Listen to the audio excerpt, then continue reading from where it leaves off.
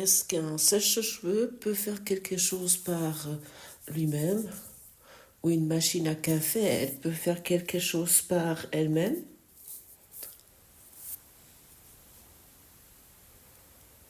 Même une ampoule dans ta chambre, dans ta maison, elle, elle brille uniquement lorsque tu appuies sur l'interrupteur. Une ampoule peut ne rien faire par lui-même, par elle-même. Ni une voiture. Et une voiture nécessite également quelqu'un qui utilise la voiture, qui la met en marche. Même pas une fleur peut faire quelque chose par elle-même. Le grain doit d'éclore depuis la terre et la fleur nécessite euh, le système biofeedback de la terre. Elle nécessite une certaine flore, un certain environnement pour qu'elle puisse pousser. Une voiture peut uniquement rouler si l'utilisateur de la voiture met la voiture en marche, s'il l'utilise. L'un ou l'autre va peut-être déjà le savoir. Je suis depuis quelque temps en voyage avec mon mobilhome. Ça fait déjà 3 mois. Hier, il y a quelque chose d'intéressant qui s'est passé. Il y a une personne qui a fixé un poteau à une place qui pour moi n'était pas vraiment adéquate. Et j'étais pendant quelques temps à cette place avec mon mobilhome et que j'ai oublié que quelqu'un a fixé un poteau à cette place derrière mon mobilhome. Et lorsque je démarrais, et j'ai fait un manœuvre pas favorable pour que le et ça a détaché le pare-choc arrière, la, la plaque d'immatriculation est tombée. On pourrait dire qu'il y a tout le pare-choc arrière qui s'est détruit. Oui, qui, qui a utilisé la voiture, le mobilhome? C'est moi l'utilisateur. Et, et j'ai créé des dégâts. Au premier moment, j'ai, je disais intérieurement, ah mais pourquoi tu mets exactement ce poteau-là et pas ailleurs? Parce qu'en fait, il s'agissait uniquement de quelques centimètres, s'ils auraient été quelques centimètres plus loin. Qu'est-ce que je veux dire avec cela, où j'aimerais arriver? Ce n'est pas la voiture, ce n'est pas le mobilhome qui a fait cet accident, qui a causé cet accident. C'était l'utilisateur, c'était moi.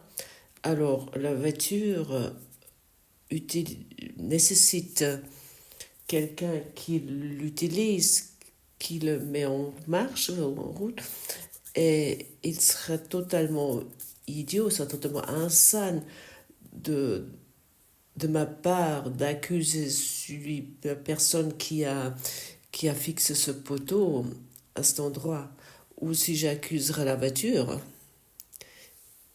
que la voiture a créé un accident, ou qu'il a créé des dégâts, que la voiture a créé des dégâts.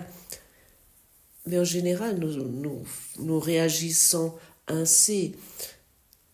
Nous déplaçons notre idée euh, d'être un corps, d'être un corps indépendant, nous utilisons pour accuser le corps qu'il a fait telle et telle chose, ou fait telle et telle erreur, ou fait telle et telle chose qui n'était pas juste, mais uniquement cela, pour une unique raison, pour accuser le corps, pour le considérer comme coupable. Et dans ce cours, et aussi ici, tu as déjà souvent entendu, le corps est totalement neutre, pareil qu'une voiture. Le corps a besoin de quelqu'un qui l'utilise. Et nous pouvons décider qui devrait utiliser ce corps, soit le Saint-Esprit ou le système de pensée égotique auquel nous nous sommes habitués apparemment.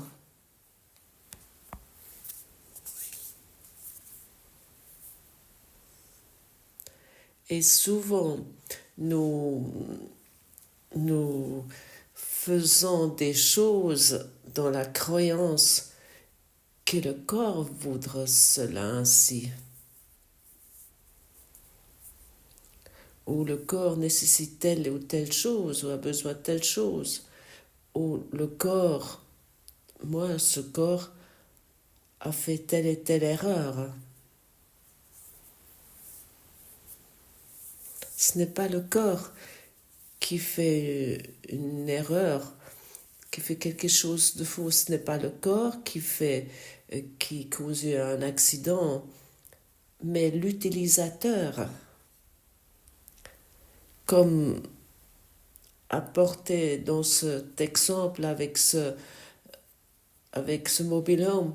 Alors moi, en tant qu'utilisateur de ce véhicule, à diriger ce véhicule d'une façon pas juste. Hein. Et pour cette raison, cette erreur pouvait avoir lieu. Et ainsi, nous devons regarder sur notre corps. Il n'agit pas par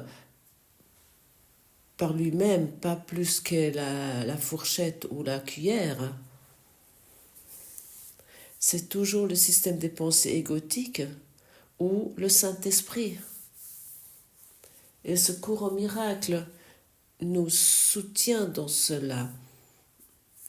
Il nous soutient d'abandonner pas par pas de plus en plus le système de pensée égotique pour que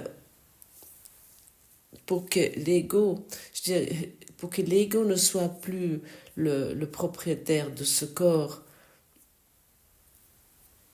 qu'il n'utilise plus ce corps, mais par contre que ce soit le Saint-Esprit qui utilise ce corps. Ça veut dire que nous laissons pas par pas nous lâchons pas par pas comment quelque chose devrait être ou quelque chose ne devrait pas être. Nous abandonnons cela, nos propres idées, et et d'abandonner cette idée, d'abandonner l'ego peut vraiment accélérer la leçon d'aujourd'hui. Cette leçon qui dit « Je veux que la lumière soit », c'est une décision. Tôt ou tard, nous devons nous décider. Ça signifie « Je veux voir la vérité », je veux que cela devienne clair dans mon esprit. Je veux voir le monde, ou reconnaître le monde à travers les yeux, à travers la vision du Saint-Esprit. Je veux reconnaître le monde avec le Saint-Esprit. Je veux prendre le point de vue de mon soi supérieur. Et ça signifie finalement que nous ne sommes plus prêts de nous laisser utiliser par l'ego, de ne plus laisser utiliser ce corps par le système de pensée égotique. Et nous ne voulons plus nous laisser plus longtemps par des illusions ou par nos jugements ou par nos inquiétudes. Nous ne voulons plus nous laisser tromper par tout cela. Nous sommes prêts de voir la lumière en nous et dans les autres, même là où nous avons vu jusqu'à présent uniquement l'attaque, les rancœurs ou des soucis. Nous avons perçu cela jusqu'à présent.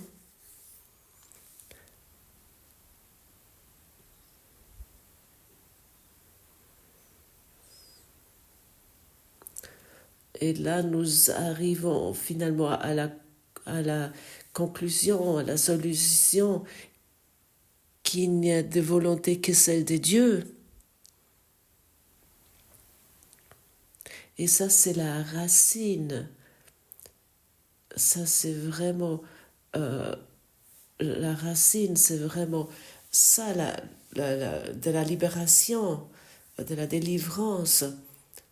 S'il y a encore cette croyance qu'il y a une autre volonté, puis qu'il y a ma petite volonté, mon ego, ma peur, ma souffrance, ça c'est la racine de toute souffrance.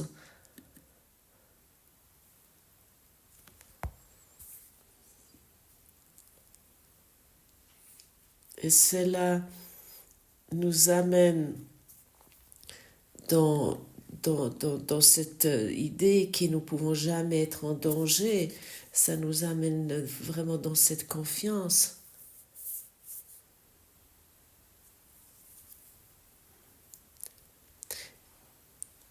Et que notre volonté ne peut pas être en conflit avec celle de Dieu parce que nous sommes un en lui.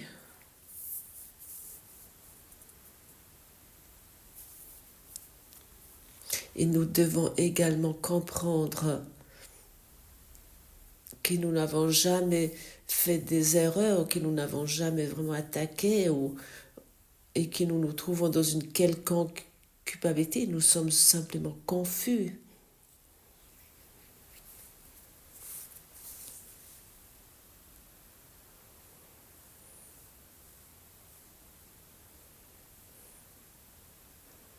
Lorsque j'avais à peu près 28 ans, j'ai rencontré un maître taekwondo. J'ai déjà une fois mentionné cela ici. J'ai rencontré ce maître taekwondo en Allemagne qui venait du Corée du Sud. Et à l'époque, ces maîtres de taekwondo étaient envoyés à l'époque vers l'Europe ou l'Amérique ou dans d'autres pays asiatiques pour transmettre cet esprit de taekwondo. Et cette personne, cet être était pour moi incroyablement discipliné. Et puis il est encore discipliné. Et il m'a tellement fasciné que pendant 7 ans, j'étais dans son école de taekwondo. Et j'ai pratiqué jusqu'au 2e dan. Nous avons appris la méditation, les arts martiaux, enfin l'art du combat du taekwondo, des différentes façons. Nous avons également appris le yoga et toutes ces choses. Et à l'époque, j'étais vraiment aussi très développée physiquement suite à cela, on pourrait dire. Pourquoi je raconte cela? Pendant ces 7 ans, j'étais vraiment dans une très grande discipline. Il était mon modèle, ce maître taekwondo, dans beaucoup de niveaux. Nous avons également discuté sur le bouddhisme, nous avons également discuté sur Jésus, nous avons vraiment regardé des enseignements très profonds, ce qui est la vérité, qui est l'amour, qui est le dévouement, qu'est-ce que cela signifie.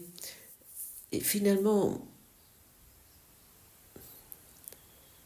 on aurait pu dire que c'était une formation dans la tradition quasi des samouraïs. Et, et j'étais juste 2 à 3 fois par semaine, j'étais dans cet entraînement, j'étais dans ce dojo, ce lieu, et j'étais chaque fois, on pourrait dire, électrifiée. Bon, c'était pas toujours que j'étais vraiment toujours avec chaque fois avec un enthousiasme absolu. Parfois aussi, j'ai dû vraiment m'efforcer, me pousser. Mais malgré, lorsque j'étais là et j'étais dans ces unités d'entraînement, ça m'a de nouveau orienté. Et c'était pour moi vraiment à l'époque quelque chose de très important de faire cela. Ça m'a ça m'a détaché de beaucoup d'idées étranges que j'avais à l'époque dans ma tête. Ça m'a libéré de ça.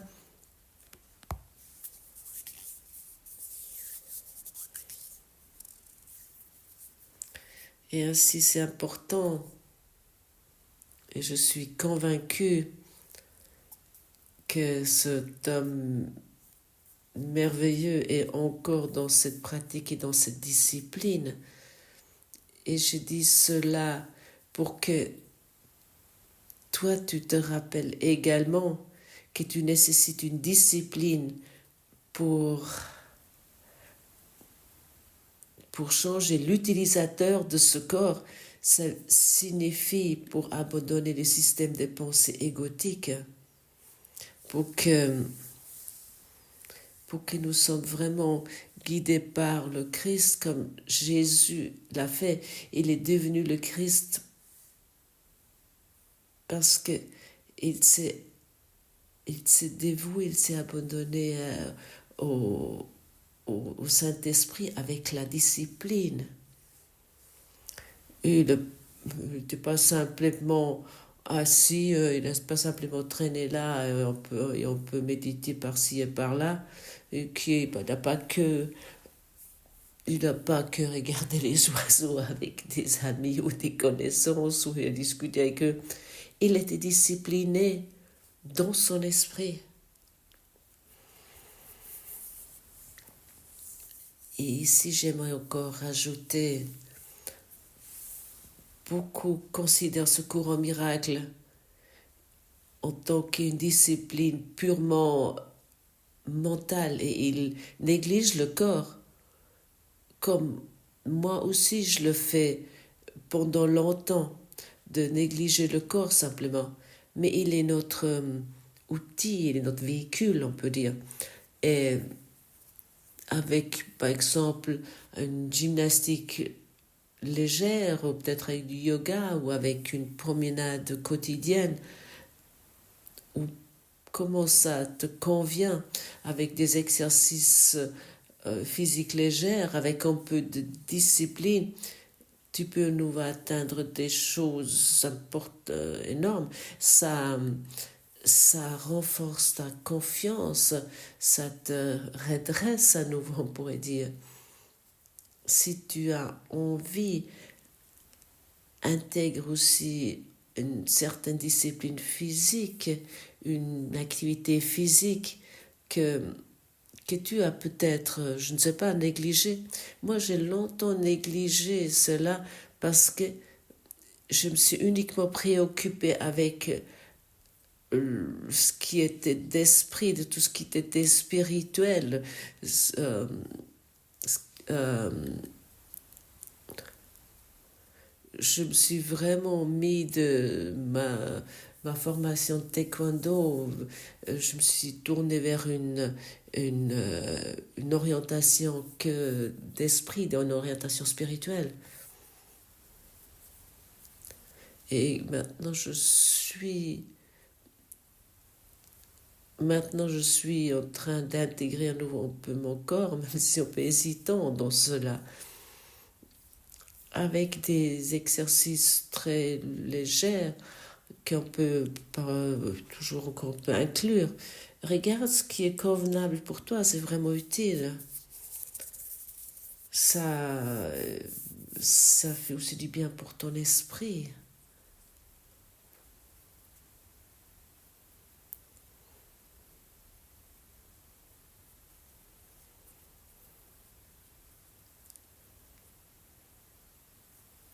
Pendant que j'étais dans cette formation de taekwondo, nous avons fait un voyage en Chine. Nous, nous étions pendant un certain temps à Pékin et j'ai rencontré un moine Shaolin et avec une conversation avec ce moine Shaolin, euh, nous sommes nous avons après entrepris encore un voyage dans un monastère Shaolin. Et ce que j'ai vu là, est-ce que je vais expérimenter là, ça m'a vraiment touché très profondément. Simplement, je suis allée là-dedans et j'ai pensé déjà à l'époque que j'étais vraiment très disciplinée, mais ce que j'ai vu là, ça était vraiment beaucoup plus loin. Ça allait vraiment au-delà de ce que je me suis pu m'imaginer jusque-là.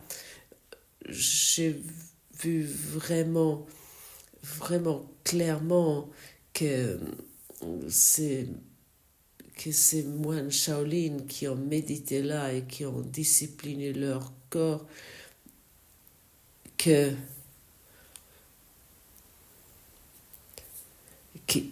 on pouvait voir qu'ils suivaient plus ces moines, on pourrait dire les lois physiques, parce que parce qu'ils avaient une discipline physique et mentale ou spirituelle qui était vraiment énorme. Ça, c'est maintenant pas un appel ou une invitation que tu deviens un moine Shaolin du tout. J'aimerais simplement aujourd'hui t'inciter à la discipline. La discipline, ça semble souvent être une idée quand on te demande quelque chose t'aimes pas vraiment faire.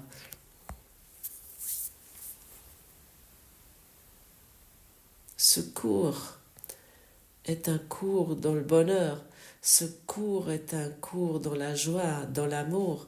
Ce cours te propose et t'offre exactement ce que tu veux. Et lorsque tu as compris cela, à ce moment-là, la discipline n'est plus quelque chose que tu dois accomplir, mais ce que tu fais vraiment avec bonheur, dans ton quotidien. Pour moi, à l'époque, ce maître était un modèle vraiment très clair. Et à l'époque, j'avais vraiment besoin d'un modèle euh, pour que, pour que je pouvais vraiment me former spirituellement et physiquement vraiment de cette façon, grâce à ce modèle, ce maître de taekwondo. Et à un moment donné, j'ai quitté cette école de taekwondo, j'ai déménagé dans une autre ville et, et soudainement, j'avais plus ce modèle. Et pendant longtemps, j'ai, comment dire ça, j'ai tâtonné, j'ai débuté dans ce monde sans savoir où ça devrait aller, ou ce que je devrais faire, parce que je n'avais plus de modèle qui me amenait au nouveau dans la discipline et qui m'orientait qu'est-ce que je veux vraiment, vers ce que je veux vraiment, jusqu'avec grâce au cours, je vois de plus en plus Jésus en tant que mon modèle. Et il m'appelle, il me dit, suis-moi. Et tu as un plan ici, tu as un cours ici. Et tu as ici la possibilité de pratiquer tous les jours.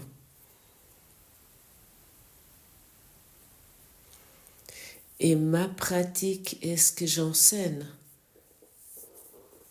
Tu vois, aujourd'hui tu m'écoutes. Et ce qui se passe ici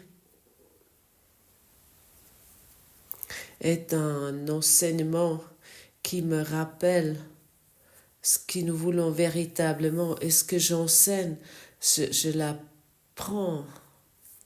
Et ainsi je t'invite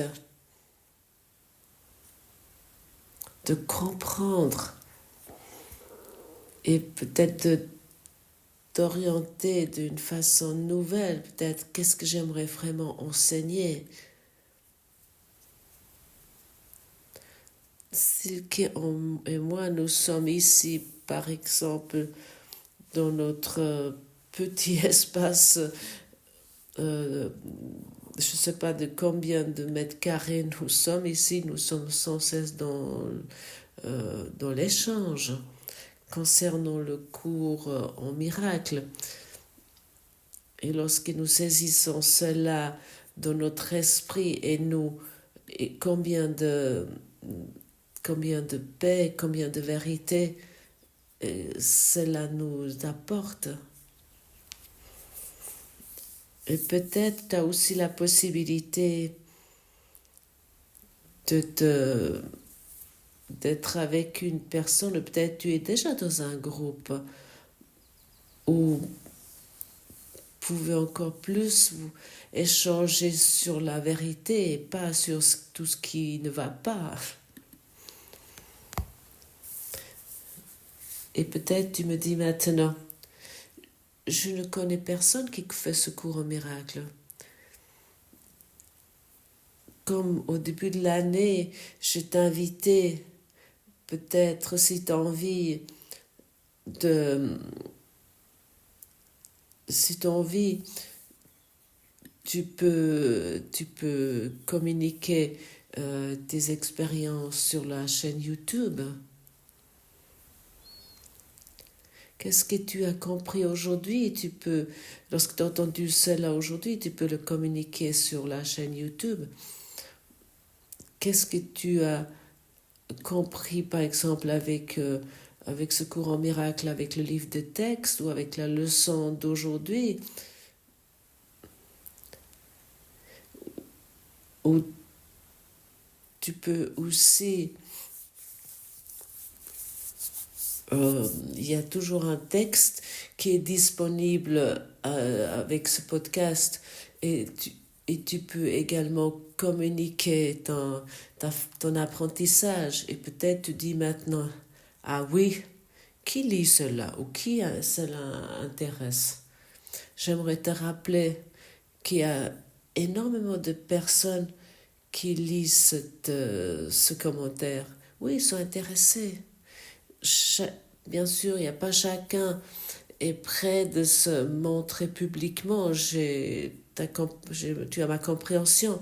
Mais si tu as envie, communique ton apprentissage et ainsi tu l'apprendras. Et maintenant, nous arrivons au point crucial.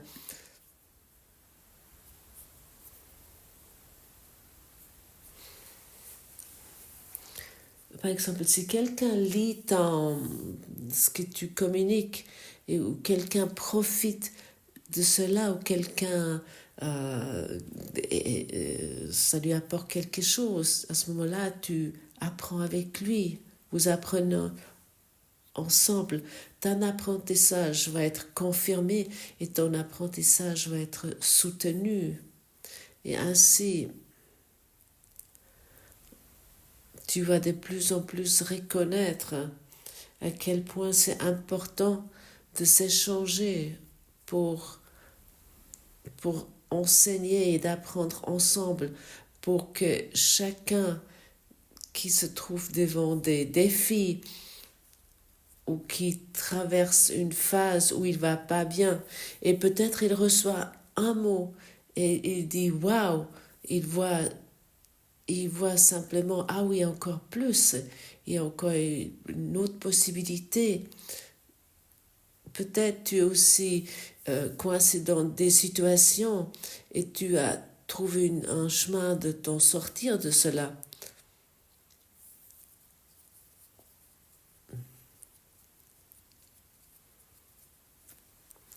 Tout est tellement utile. Et en soutenant par exemple quelqu'un, tu reçois ce soutien en retour. C'est cela qui, moi, m'arrive et qui m'arrive sans cesse. Et ainsi, offre ce que tu aimerais recevoir, enseigne ce que tu aimerais apprendre et regarde combien de liberté, combien d'abondance tu reçois soudainement.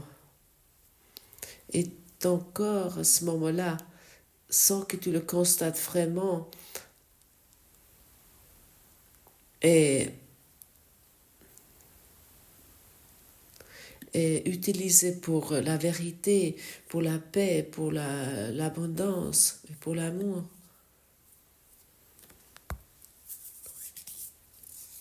Il est utilisé de ton soi supérieur et plus du système de pensée égotique. Et à ce moment-là, c'est plus la faute du corps, mais toi, tu es libre de toute culpabilité. Parce que tu commences à corriger ta façon de penser. Et à ce moment-là, tes leçons deviennent des leçons de bonheur. Je veux que la lumière soit, et tu vas reconnaître la lumière est déjà là. Et personne peut cacher cette lumière. Et tu vas constater avec joie qu'il n'y a pas d'autre volonté que celle de Dieu. Et tu vas absolument comprendre que tout fait partie de la volonté de Dieu si toi tu veux voir cela. Parce que tous sont des leçons d'amour. Ainsi, enseigne ce que tu aimerais apprendre. Merci mes amis francophones.